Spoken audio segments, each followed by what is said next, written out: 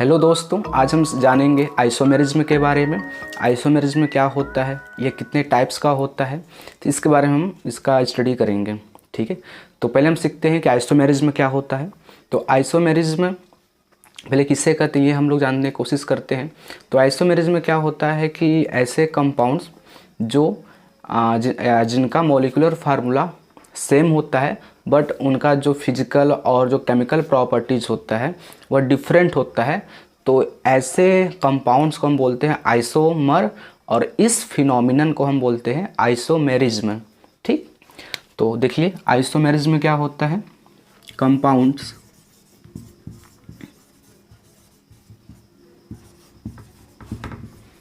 which have same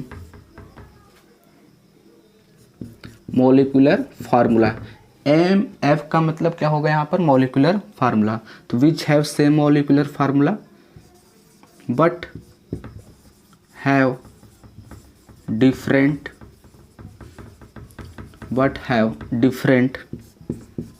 physical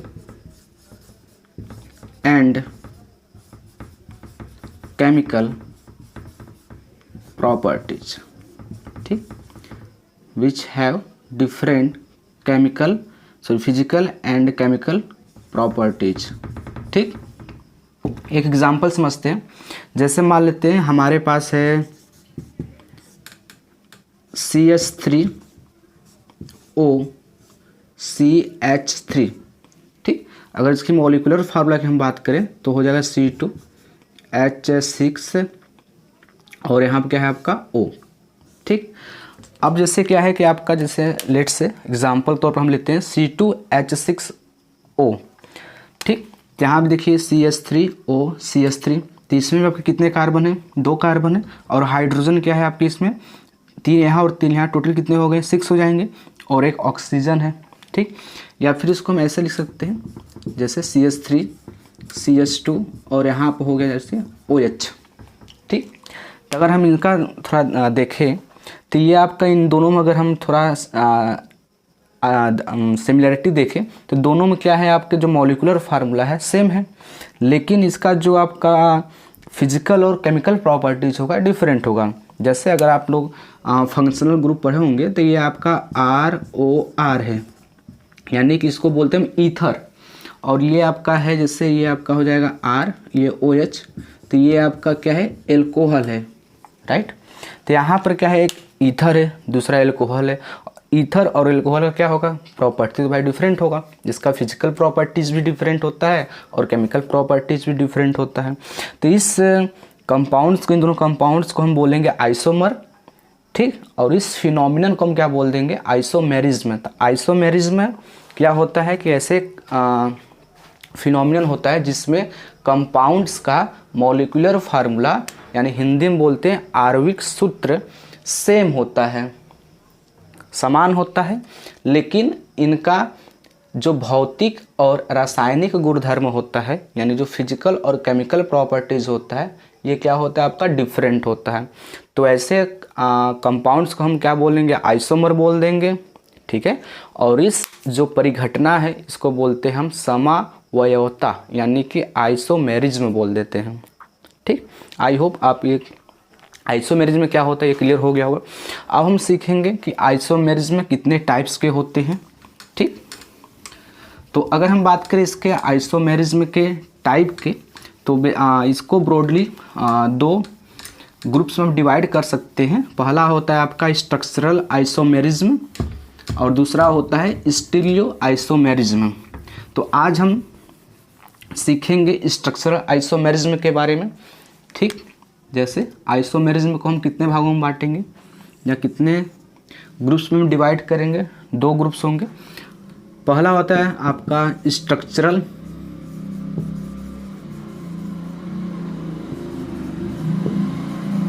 isomerism और second आपका है स्टीरियो आइसोमेरिज्म। ठीक, पहला आपका क्या है, स्ट्रक्चरल आइसोमेरिज्म, और सेकेंड क्या है आपका, स्टीरियो आइसोमेरिज्म। देखिए स्ट्रक्चरल आइसोमेरिज्म क्या होते हैं। स्ट्रक्चरल आइसोमेरिज्म ऐसा आइसोमेरिज्म होता है जिसमें मॉलिक्यूलर फार्मूला सेम होगा। ठीक, देखिए जैसे आपका जो आइसोमेरिज्म है इसमें पहला कंडीशन तो यही होगा कि जब भी आपको आइसोमेरिज्म पूछा जाएगा, बोला जाएगा कि बताइए इसमें आइसोमेरिज्म की फिनोमिना आप दिख रहा है कि नहीं दिख रहा है, तो आप पहला आप ये काम करेंगे कि उसमें आप चेक करेंगे मॉलिक्यूलर फार्मूला सेम है कि डिफरेंट है। अगर मॉलिक्यूलर फार्मूला सेम है तो ही हम आगे आगे प्रोसीड करेंगे, फिर आप चेक करेंगे। तो पहला हम लोग यही काम रहेगा, किसी भी आइसोमर कंपाउंड को अगर हम पहचानना होगा कि आइसोमर है कि नहीं है, तो फर्स्ट काम हम लोग का यही रहेगा कि हम मॉलिक्यूलर फार्मूला को देखें कि सेम है कि डिफरेंट। अगर सेम है तो ही हम आगे चलेंगे। तो आइसोमेरिज्म में क्या होगा, मॉलिक्यूलर फार्मूला सेम ही होगा। तो स्ट्रक्चरल आइसोमेरिज्म में या फिर स्ट्रक्चरल आइसोमेरिज्म किसे कहेंगे हम, स्ट्रक्चरल आइसोमेरिज्म या ऐसे कंपाउंड्स होते हैं जिनमें मॉलिक्यूलर फार्मूला सेम हो लेकिन इसका स्ट्रक्चर डिफरेंट हो। अब इसका स्ट्रक्चर डिफरेंट होने से इसका जो फिजिकल और केमिकल प्रॉपर्टी होगा वह भी डिफरेंट हो जाएगा। यानी बोल सकते हैं कि स्ट्रक्चरल आइसोमेरिज्म ऐसे आइसोमर होते हैं, ऐसे कंपाउंड्स आइसोमर होते हैं जिनका मॉलिक्यूलर फार्मूला सेम हो लेकिन इसका स्ट्रक्चर डिफरेंट हो। तो that kind of isomerism is known as structural isomerism. ठीक, अब जो आपका स्ट्रक्चरल आइसोमेरिज्म होता है ये कई टाइप्स का होता है। जैसे इसमें हम पहले पढ़ेंगे स्ट्रक्चरल आइसोमेरिज्म के अंतर्गत पहला आपका आएगा इसमें चेन आइसोमेरिज्म। चेन आइसोमेरिज्म, ठीक। सेकेंड है आपका position isomerism. Position isomerism. Third आपका है मेटामेरिज्म। मेटामेरिज्म बहुत सिंपल अगर आप ध्यान से देखेंगे, एक चीज़ और आप कर सकते हैं कि आप कॉपी पेन साथ लेके बैठे और उसका डिफिनेशन और उसका एग्जाम्पल जरूर लिखें उसका, है ना। तो फर्स्ट है आपका चेन आइसोमेरिज्म, सेकेंड है आपका पोजीशन आइसोमेरिज्म, थर्ड है आपका मेटामेरिज्म और फोर्थ आप बोल सकते हैं फंक्शनल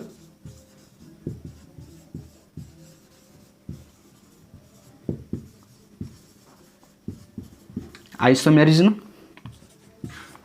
फिफ्थ हो जाएगा आपका टॉटोमेरिज्म। टॉटोमेरिज्म और सिक्स है आपका रिंग चेन आइसोमेरिज्म। ठीक, तो स्ट्रक्चरल आइसोमेरिज्म में क्या होता है हमने बताया स्ट्रक्चरल आइसोमेरिज्म ऐसे कंपाउंड्स शो करते हैं जिनमें मॉलिक्यूलर फार्मूला सेम हो बट उसका स्ट्रक्चर डिफरेंट हो, और डिफरेंट होने की वजह से उसका जो उसका जो फिजिकल और केमिकल प्रॉपर्टी होगा, यानी भौतिक और रासायनिक प्रॉपर्टी या गुणधर्म, वह क्या हो जाता है, डिफरेंट हो जाता है। तो उसको इस फिनोमिनन को बोलते हैं स्ट्रक्चरल आइसोमेरिज्म। स्ट्रक्चरल आइसोमेरिज्म के अंतर्गत 6 टाइप्स के यानी 6 प्रकार के आइसोमेरिज्म आते हैं। पहला होता है चेन आइसोमेरिज्म, इसको हिंदी में बोलते हैं श्रृंखला समावयवता। सेकंड है आपका पोजीशन आइसोमेरिज्म, थर्ड है आपका मेटामेरिज्म, फोर्थ है आपका फंक्शनल आइसोमेरिज्म, फिफ्थ है आपका टॉटोमेरिज्म और लास्ट और सिक्स्थ है रिंग चेन आइसोमेरिज्म। ठीक, तो आज की इस वीडियो में हम लोग स्ट्रक्चरल आइसोमेरिज्म के बारे में स्टडी करेंगे। ये जो आपका स्टीरियो आइसोमेरिज्म होता है इसको हम अगले वीडियो में देखेंगे। वैसे स्टीरियो आइसोमेरिज्म जो होता है इसको ब्रॉडली आप भी 2 कैटेगरी में बांट सकते हैं। पहला होता है आपका जियोमेट्रिकल आइसोमेरिज्म और सेकंड होता है आपका ऑप्टिकल आइसोमेरिज्म। ठीक है, तो इसको भी आप 2 भागों में बांट सकते हैं। फर्स्ट है आपका जियोमेट्रिकल आइसोमेरिज्म और सेकेंड है आप बोल सकते हो इसमें ऑप्टिकल। ठीक है, ऑप्टिकल आइसोमेरिज्म। दोनों जो आपकी सब क्लासेस हैं, जैसा आप लिखा गया इसमें जियोमेट्रिकल आइसोमेरिज्म और ऑप्टिकल आइसोमेरिज्म, अपने आप में टॉपिक है ना। ये जो आपका स्टीरियो आइसोमेरिज्म है इसको एक अलग आगे चलकर एक अलग केमिस्ट्री के ब्रांच में पढ़ा जाता है जिसको बोलते हैं हम स्टीरियो केमिस्ट्री। ठीक है, तो ये अब अपने आप में काफ़ी ब्रॉड ब्रांच है केमिस्ट्री की, तो इसको हम अगले वीडियो में देखेंगे। पहले आज हम पढ़ेंगे जो आपका बेसिक है स्ट्रक्चरल आइसोमेरिज्म के बारे में। ठीक, अच्छा, इसको अगर आप नोट पॉज करके वीडियो नोट करना चाहे तो नोट कर सकते हैं या फिर स्क्रीनशॉट भी ले सकते हैं। ठीक, चलिए हम लोग आगे चलते हैं अब। तो इसमें आपका है, फर्स्ट है चेन आइसोमेरिज्म। तो हम लोग हेडिंग लगाएंगे अब कि चेन आइसोमेरिज्म क्या होता है।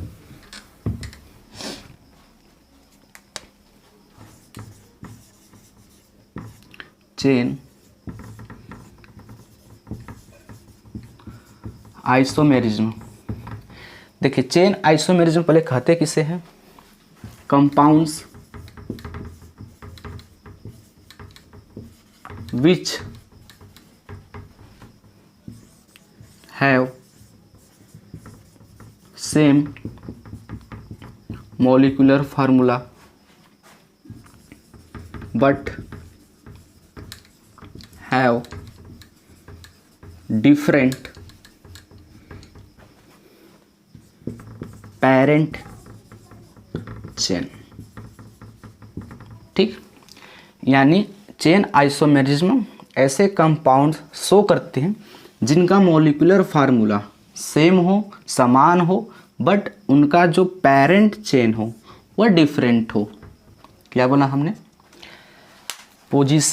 चेन आइसोमेरिज्म ऐसे यौगिक प्रदर्शित करते हैं जिनका आणविक सूत्र समान हो परंतु उनका पेरेंट श्रृंखला है ना वह क्या हो? डिफरेंट हो, अलग अलग हो, तो उसे हम क्या बोल देंगे? चेन आइसोमेरिज्म बोलेंगे। एग्जाम्पल के अगर हम तौर पर देखें इसका, तो जैसे मान लें हम लोग CH3 CH2 CH2 CH3, दूसरा हम ले लेते हैं CH3 CH CH3 और यहाँ पर हम कर लेते हैं CH3। ये मान लो हमारा A है कंपाउंड और ये B है।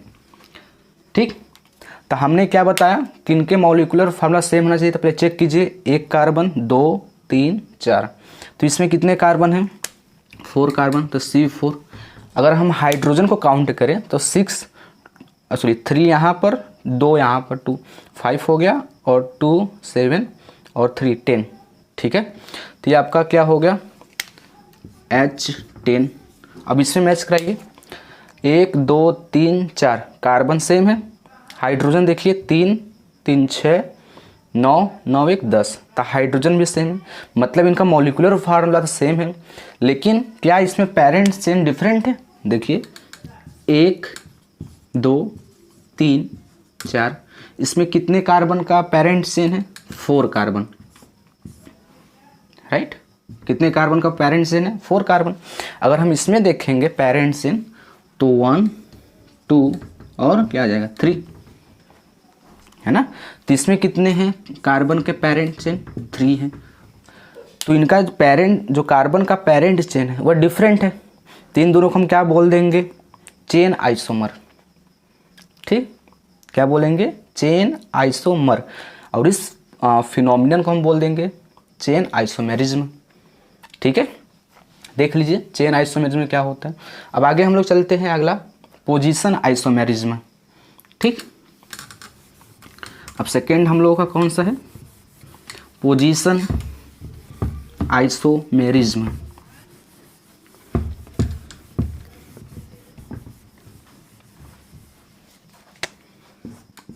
पोजीशन आइसोमेरिज्म, ठीक, ये आपका सेकेंड है।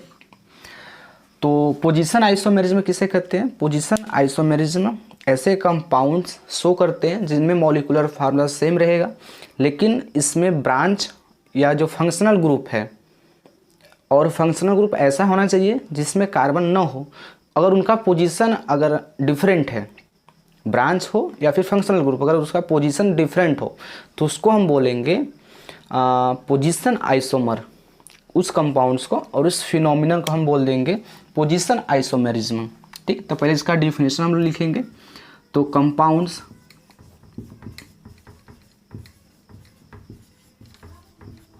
which have same molecular formula but have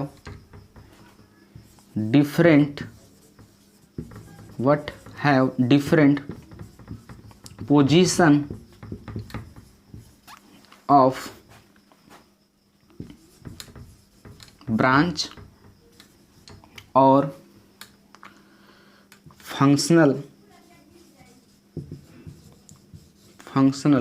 groups, और ये फंक्शनल ग्रुप ऐसा होना चाहिए जिसमें कार्बन ना हो, यानी नॉट कंटेनिंग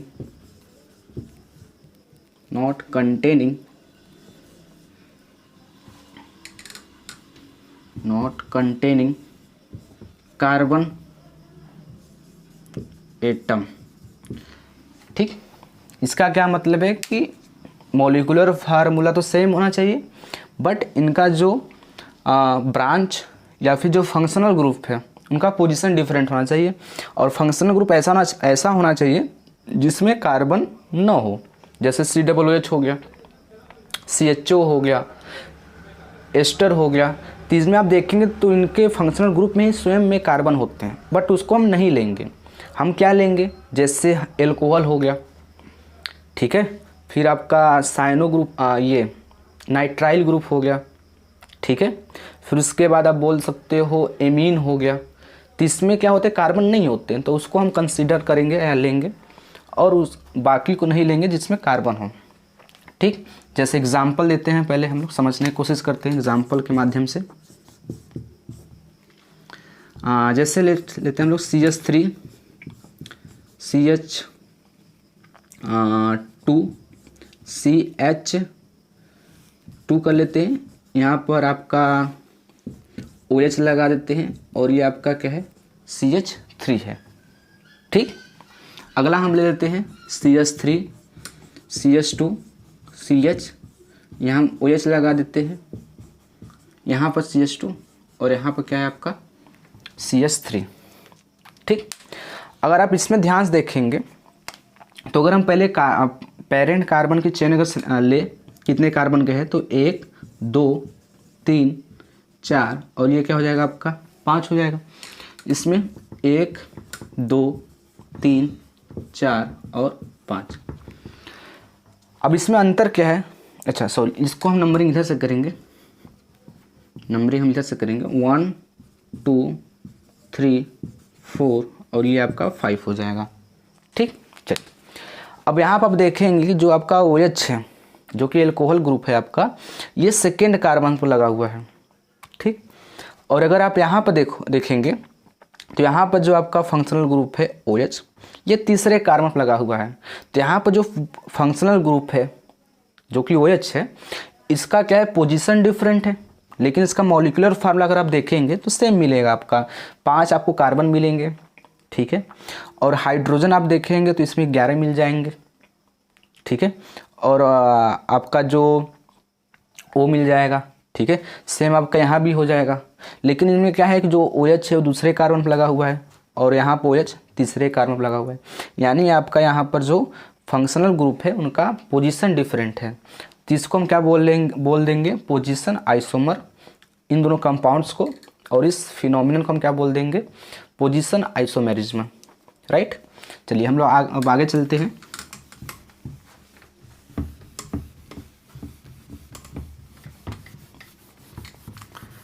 अब आप लोगों का थर्ड है मेटामेरिज्म।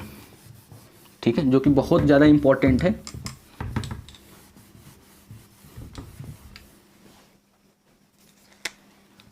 थर्ड है metamerism.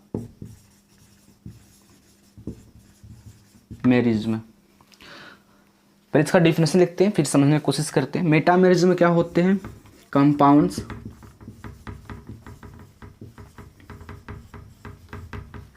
which have same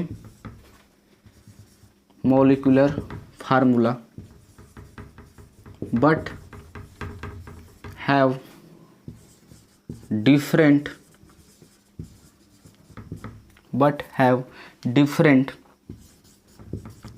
atoms or और ग्रुप्स फ्रॉम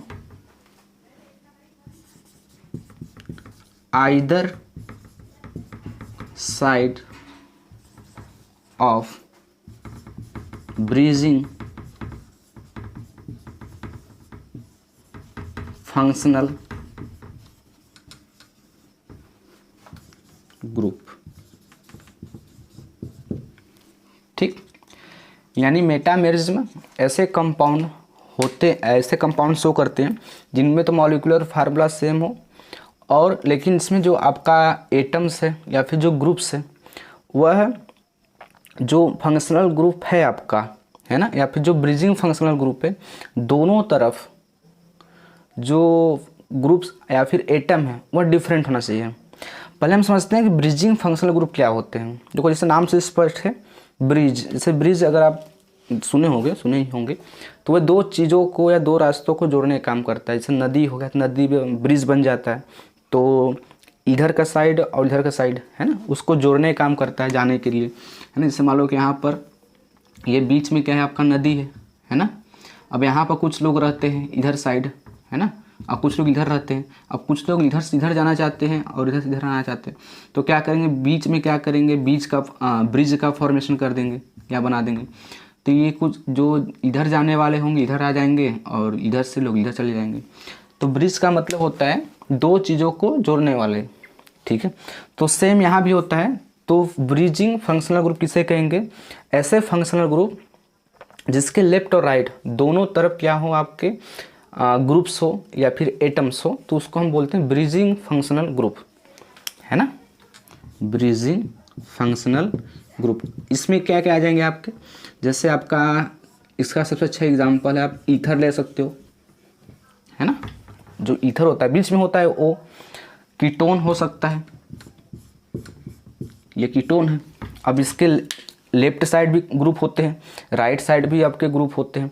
तो ये आप कीटोन हो गया, ईथर हो गया, एस्टर हो गया। तो ये सब क्या होते हैं कि दो ग्रुप्स को या एटम्स को जोड़ने का काम करते हैं, या बीच में होते हैं। बीच में होने की वजह से किनारे किनारे आपका कोई भी एटम या ग्रुप हो सकता है, ठीक है। तो इसमें आपका ईथर हो गया, कीटोन्स हो गए, और फिर हमने बताया कि इसमें आपका एस्टर आ जाएगा, ठीक है, इस तरीके से, ठीक। तो ये आपका इसमें ब्रिजिंग फंक्शनल ग्रुप होते हैं। अब इसका एग्जांपल हम लोग देखते हैं। एग्जांपल क्या हो जाएगा इसमें, अगर हम लोग इसके एग्जांपल की बात करें तो जैसे मान लो कि हम लोगों के पास है CH3 CH2 CH2O, और यहाँ पर हम कर लेते हैं CH3। दूसरा हम एग्जांपल लेते हैं CH3 CH2O CH2, और यहाँ पर क्या है आपका CH3 है, ठीक।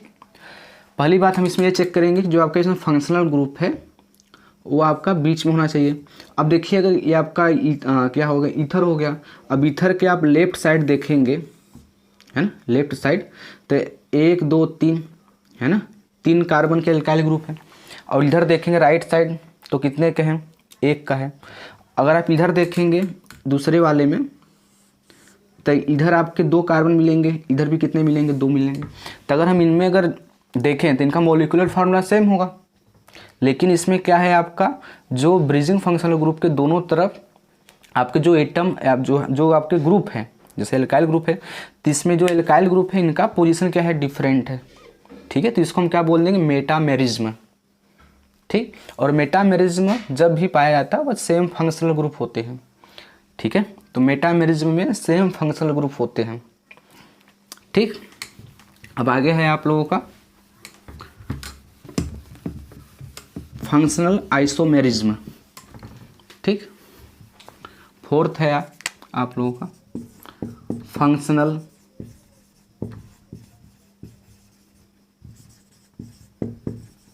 आइसोमेरिज्म।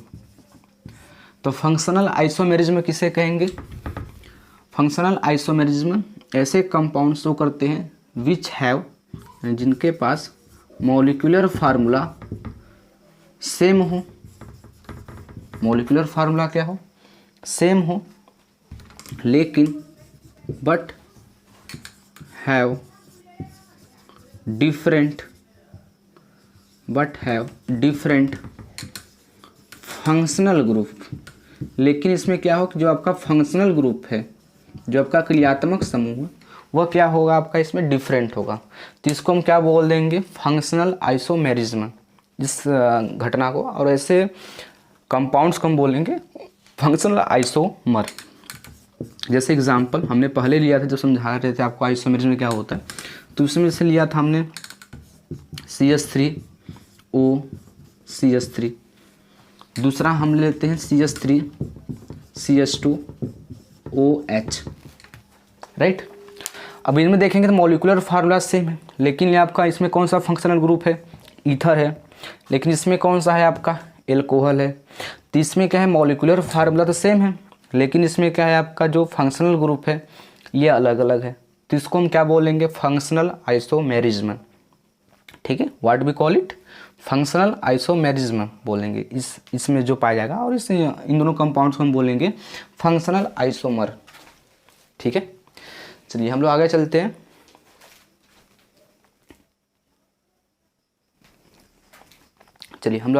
अब आगे अगला है आप लोगों का टाटोमेरिज्म। ठीक है, पहला था आप लोगों का चेन आइसोमेरिज्म, सेकेंड था पोजीशन, थर्ड था आप लोगों का मेटामेरिज्म। ठीक है, और फोर्थ था जो हम लोग देख रहे थे अभी, फंक्शनल आइसोमेरिज्म। और फिफ्थ है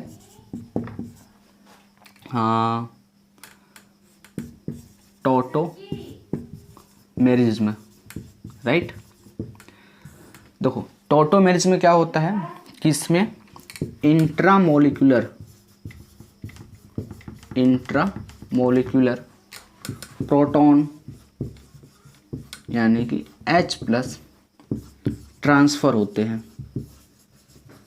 ठीक, इसमें क्या होता है कि इंट्रामोलिकुलर प्रोटॉन ट्रांसफ़र होता है। इंट्रामोलिकुलर का मतलब जब सेम एक ही कंपाउंड्स के बीच में अगर प्रोटॉन का ट्रांसफ़र हो, H+ का ट्रांसफ़र हो, तो उसको हम बोल देते हैं इंट्रामोलिकुलर। एक होता है इंटरमोलिकुलर प्रोटॉन ट्रांसफ़र, तो वह क्या होता है, दो मॉलिक्यूल्स के बीच में अगर होता है तो उसको हम बोलते हैं इंटरमोलिकुलर प्रोटॉन ट्रांसफ़र। अब इसमें क्या है, कुछ कंडीशंस होते हैं जो कि अगर पाया जाता है तो टोटोमेरिज्म शो करते हैं। तो आपका आ जाएगा इसमें कंडीशन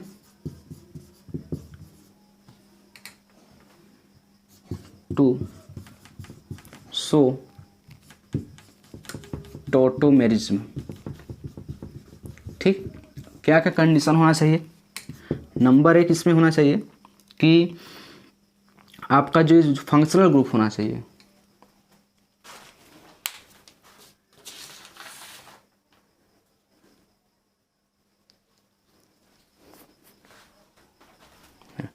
तो इसमें क्या होना चाहिए आपका कि इसमें आपका अल्फा कार्बन होना चाहिए। ठीक है, और वह अल्फा कार्बन sp3 हाइब्रिडाइज्ड होना चाहिए। अब sp3 हाइब्रिडाइज्ड कैसे होगा, जब वह कार्बन की चारों वैलेंसी या फिर चारों जो ग्रुप्स हैं अलग अलग ग्रुप से, चारों वैलेंसी अलग अलग ग्रुप से हो, अर्थात उसमें 4 सिग्मा बॉन्ड पाए जाएंगे, तो वह क्या होगा, sp3 हाइब्रिडाइज्ड होगा।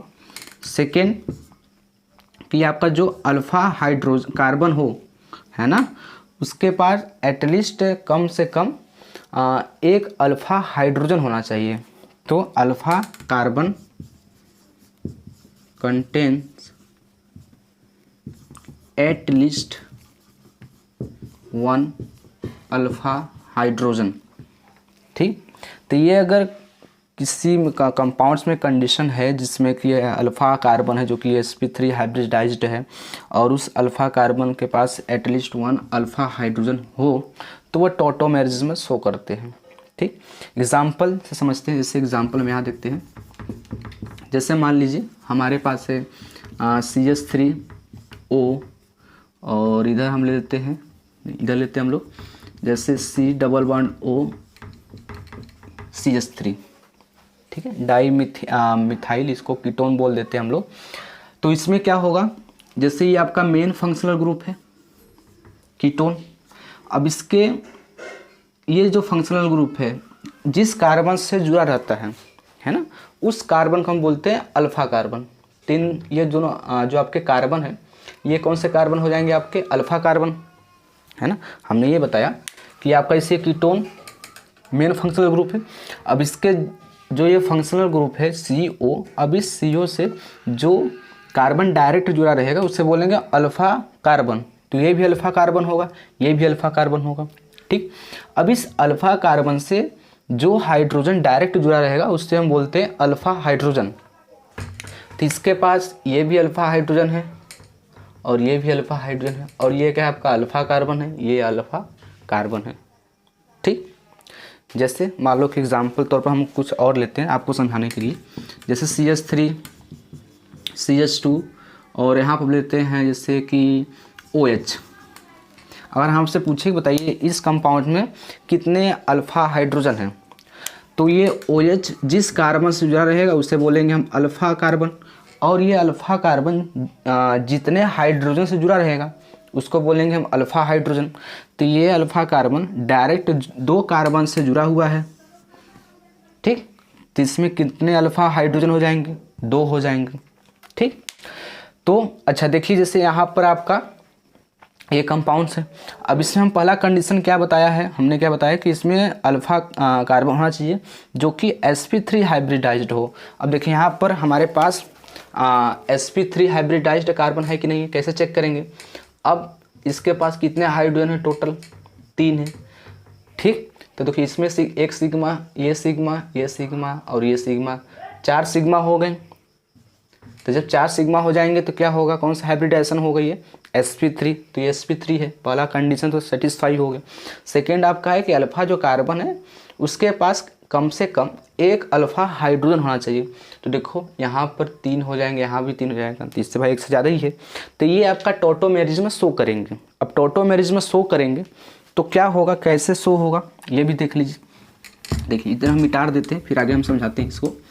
तो इसमें क्या होता है कि यहाँ पर जो अल्फा हाइड्रोजन होता है ना, इसको हम थोड़ा सही करके बनाते हैं। यहाँ पर क्या था, CH3 था, तो CH3 में था तो इसको हम ऐसे करेंगे CH2 कर देंगे और ऊपर एक हाइड्रोजन को लिख देंगे, कोई दिक्कत नहीं होनी चाहिए, ठीक।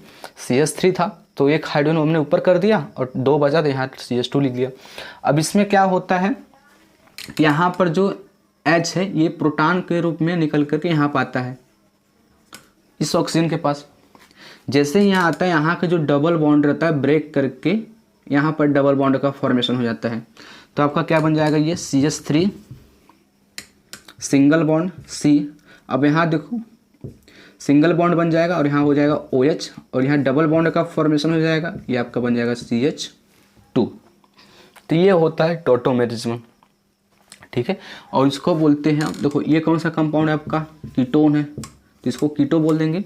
और यहाँ पर देखिए यहाँ पर डबल बॉन्ड है तो इन हो जाएगा, फिर आपका ये एल्कोहल है OH, तो ये क्या हो जाएगा आपका ऑल, तो इसको मिला के बोल देंगे इनॉल, तो इसको बोल देंगे कीटो इनॉल, ठीक है। आई बात समझ। तो टॉटोमेरिज्म में ऐसे कंपाउंड शो करते हैं जिसमें अल्फा कार्बन हो और वो अल्फा कार्बन sp3 हाइब्रिडाइज्ड हो और अल्फा कार्बन के पास एटलीस्ट 1 हाइड्रोजन होना चाहिए जिससे प्रोटॉन ट्रांसफ़र हो सके, ठीक। आई होप आपको ये समझ में आई होगी बातें। आगे आप लोगों का जो इसमें आएगा स्ट्रक्चरल आइसोमेरिज्म में लास्ट है रिंग चेन आइसोमेरिज्म, ठीक।